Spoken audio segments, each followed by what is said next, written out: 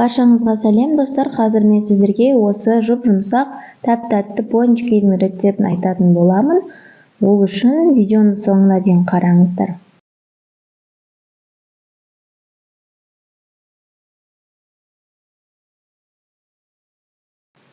Ең алдымен біз керекті заттардың барлығын дайындап аламыз.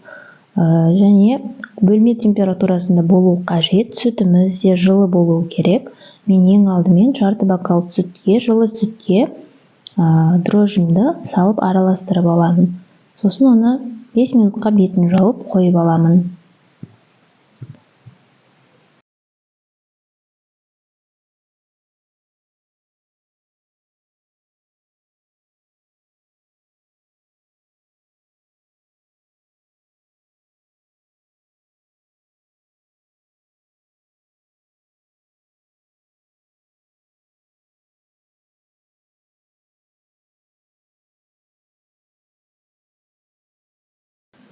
Сосын біз жылы сүтімізді құямыз ыдысымызға, және бір бокал жып-жылы су құямыз.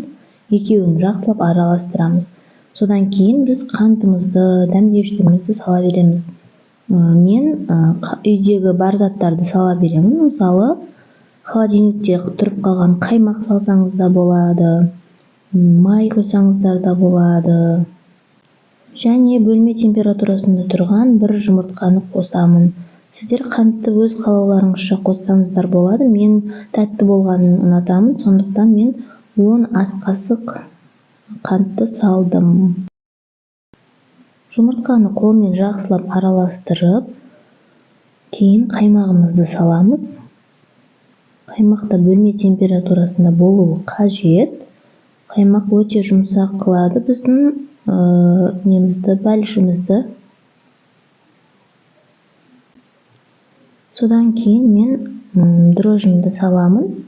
Дрожжіміз дайын болып қалды. Міне осылай көпіршік болып шығуы керек. Осылай жасасаңыздар, қамырларыңыз өте жақсы көтерілетін болады. Майымызды құямыз.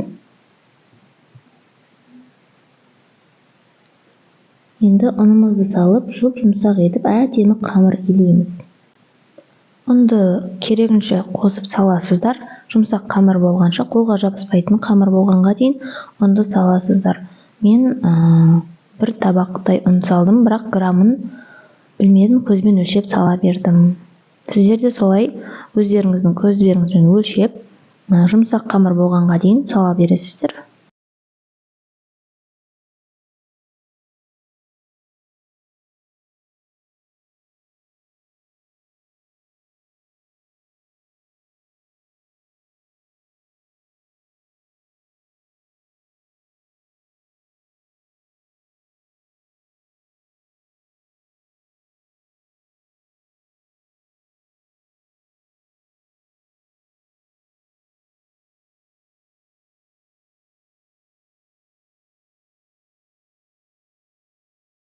Міне біздің қамырымыз дайын болды.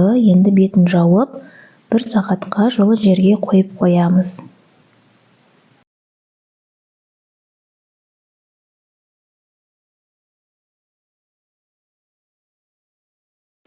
Міне біздің қамырымыз ашып, дайын болып қалды. Осылай қопсып, көтеріліп шығуы қажет. Енді біз қазір қамырымызды ұнмен араластырып, бөліп шығамыз.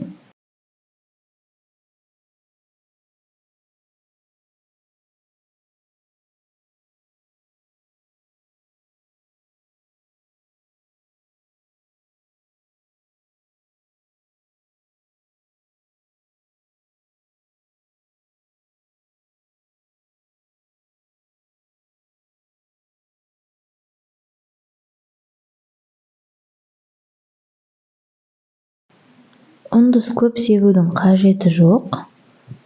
Қолдарыңызға жабыспаса болғаны. Мен 5 бөлшекке бөлдім қамырымды.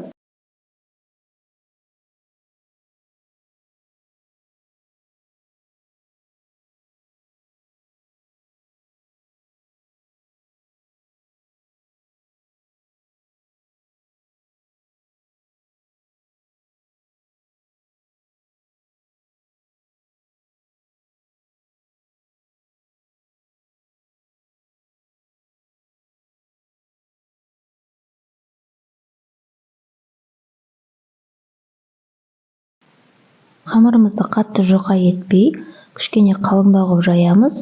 Өйткені біздің пончиктарымыз үлкен болып көтеріліп шығуы қажет.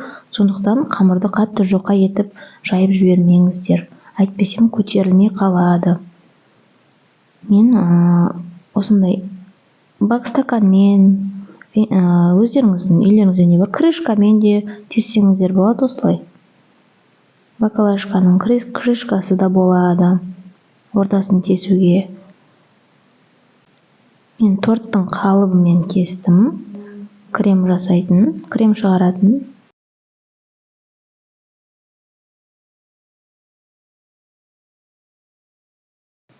Осылай барлығын кесіп алғаннан кейін артылған қамырларын суалалап, қайтадан оны көтерілгеннен кейін дәл осылай тесіп пончики жасай бересіздер. Ол артылған қамырларын тастап жібермейсіздер. Міне осылай барлық қамырларыңызды бірінші жайып, тесіп аласыздар, және оны бір матаның үстіне қойып, бетін жауып, жарты сағатқа тағы да қойып аласыздар. Көтерілуі қажет. Жақсы көтерілсе, жақсы піседі.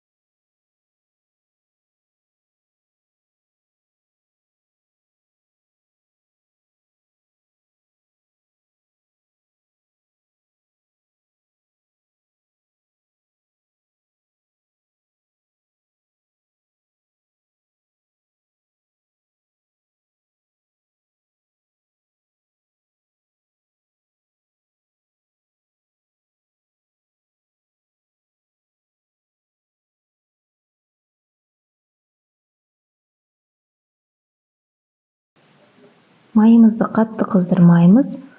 Жаю баяу отқа қойып пісіреміз. Егерде қатты қыздыратын болсаңыздар, бірден күйіп кетеді. Өйткені біздің бәлішімізде қант көп болғаннан кейін тез пісіріп қарайтып жібереді. Сондықтан астын баяу етіп пісіріп аласыздар. Бұл өте жылдам піседі. Қарап тұрмасаңыздар, асты қарайып кетеді.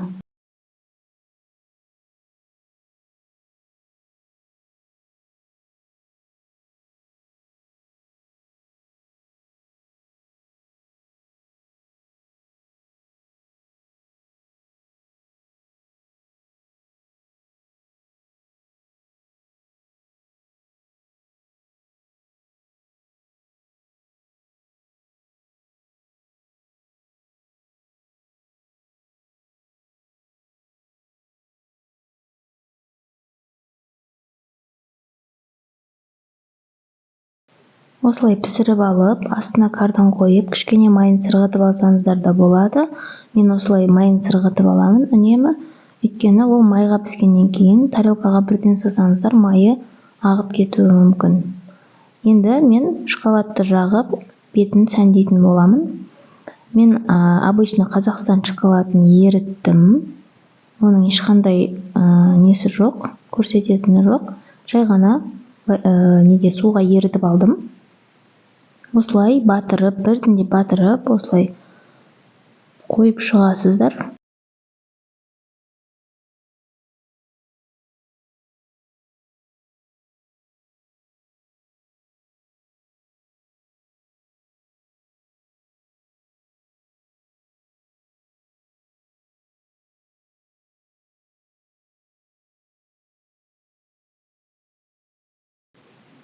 Енді біз бетін сәндеп шығатын боламыз. Мен осындай разноцветный тәттілермен осындай бетіне салып шықтым.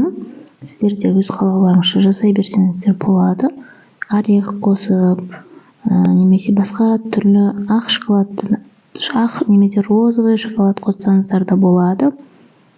Мен үйдегі бар затпен осылай сәндеп шықтым.